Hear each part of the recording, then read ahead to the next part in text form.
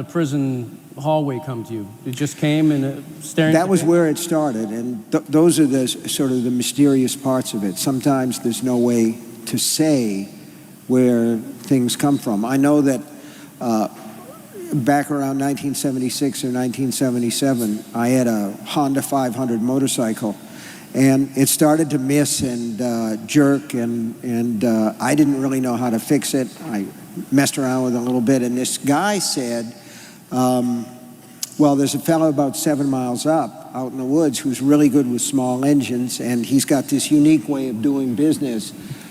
He says what a thing's going to cost, and that's what it ends up costing you. So I thought that was a good idea, so I got on my motorcycle and I drove out there to this guy's farm, and it really was out in East Yapepe.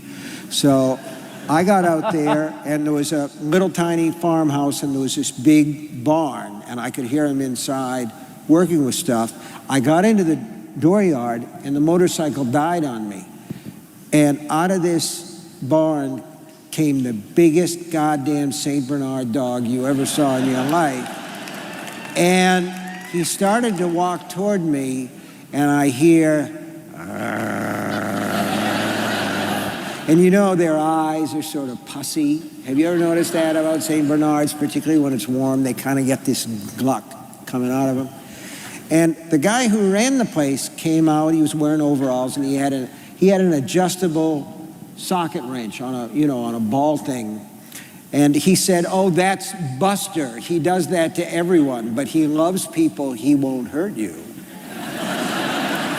So I reached down, which you should never do to a dog, to Buster, to show him what a good guy I was. And Buster just went down on his haunches. I mean, this dog was 150, 160 pounds. He just went down, and he started to come up. And that guy brought that socket wrench down on him. It was like a rug beater hitting a rug. And the dog just shrank down, and there wasn't a word of apology. He just said, "Buster must not like your looks." And I'm like, well, I don't like his looks very much either. But that kind of stuck in my mind, and I thought to myself, well, I was on my motorcycle and unprotected, but what if, because it's always a what if, that's kind of like the magic thing. What if the guy hadn't been here, and what if I was in a little car that stopped and it was hot? And that was sort of the genesis for Cujo. You know, yeah.